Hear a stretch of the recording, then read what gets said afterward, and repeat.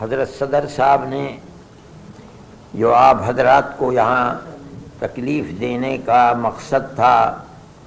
اس کے سلسلے میں روشنی ڈالی ہے۔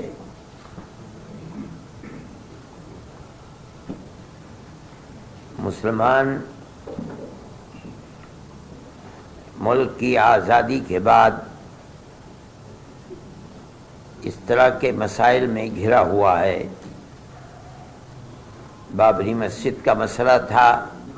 لیکن اسی زمانے میں مختلف مسجدوں کے مسئلے، خود دلی کی جامع مسجد کا مسئلہ ہے،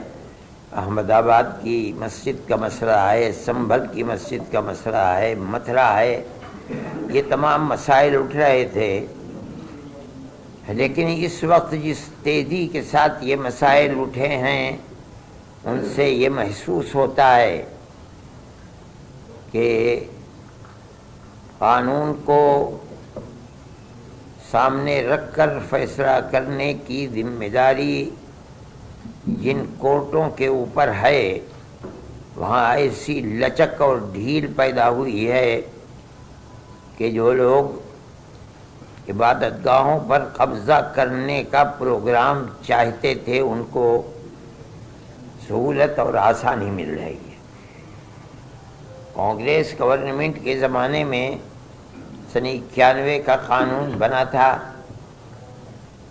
ہمیں اس کے اوپر بھی یہ اعتراض تھا کہ بابری مسجد کو اس سے الگ کیوں کیا جا رہا ہے،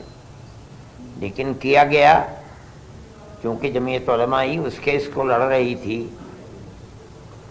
اور ہم پوری قوت کے ساتھ جو بہتر سے بہتر وکیل تھے ان کو سامنے لا کر ہم نے اپنے دعوے کو پیش کیا، اور ہم بار بار یہ بات کہتے تھے کہ ثبوت اور شواہد کی بنیاد کے اوپر، یعنی قانونی دلائل کی بنیاد پر جو فیصلہ سپریم کورٹ کا ہوگا ہم اسے قبول کریں گے۔ سپریم کورٹ کا ایک فیصلہ کہ مسجد اپنی جگہ ہے، کسی مندر کو توڑ کر نہیں بنائی گئی، یعنی جہاں بابری مسجد ہے وہ رام جنم بھومی نہیں ہے، یہ فیصلہ کورٹ نے دے دیا سپریم کورٹ میں۔ یہ دلیل تھی، سروے ہوا تھا، سروے سے ثابت ہوا کہ یہاں کوئی دوسری عمارت نہیں تھی۔ لیکن ایک دوسرا فیصلہ کہ ہم یہ مسجد اکھاڑے کو دیتے ہیں، اس کی کوئی دلیل، کوئی ثبوت، کوئی شواہد نہیں ہے۔ سپریم کورٹ کے اس فیصلے نے، آپ خود دنیا کو دیکھیں، ملک کو دیکھیں، اس فیصلے نے کہ ہم عقیدے کی عقیدت کی بنیاد پر اس مسجد کو توڑوا کر کے ہم اکھاڑے کو دیتے ہیں، اس نے جو راستہ دکھلایا ہے، اس راستے دکھلانے کے بعد پھوٹ پڑے ہیں مسائل کہ اس مسجد کو بھی لو، اس مسجد کو بھی لو، اس مسجد کو بھی لو، اس کے اوپر بھی۔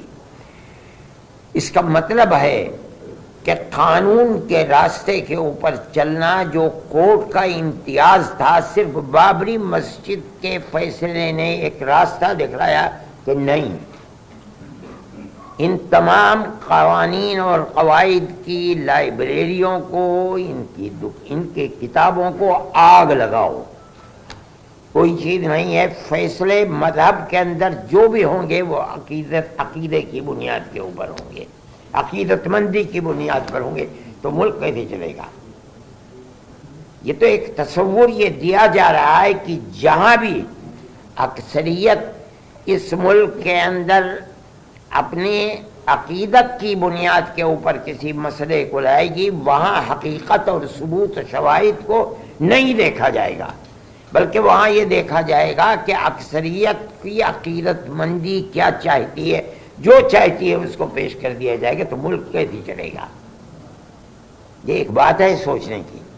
ہم صرف اتنی ہی بات کہنا چاہتے ہیں کہ اگر روش یہی چلے گی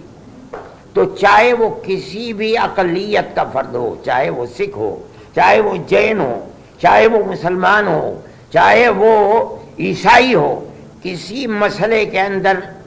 اس کو فیصلہ نہیں ملے گا۔ اگر مقابلے کے اندر تناؤ ہے اور اس کے اندر عقیدت اکثریت کی اس کے اندر دخل رکھتی ہے تو اس کے اندر اس کے مقابلے کے اندر قانون بیکار اور بے اثر ہو جائے گا۔ یہ بات میں ہی نہیں کہہ رہا ہوں، سمجھدار اور بڑے بڑے وکلاء یہ بات کہہ رہے ہیں کہ اس فیصلے نے بابری مسجد کے جو راستہ کھولا ہے کہ عقیدت کی بنیاد جب کبھی مقابلہ ہوگا تو قانون اس کے مقابلے کے اندر ہیج ہو جائے گا، تو پھر لا آپ پڑھاتے کس لیے ہیں؟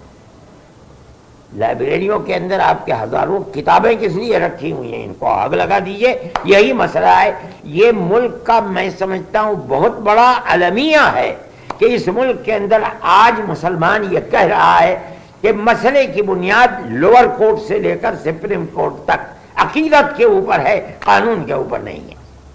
میں اس کو بہت بڑا المیہ سمجھتا ہوں، اور ایک یہ داہیہ ہے، بڑا مسئلہ ہے۔ اس مسئلے کو سوچنا چاہیے، اور جن لوگوں کے ہاتھ میں ملک کی باغڈور ہے انہیں سمجھنا چاہیے کہ مسئلے ملک کو کدھر لے کر کے چلنا ہے۔ میں اس سے زیادہ اپنے افسوس کا کوئی اور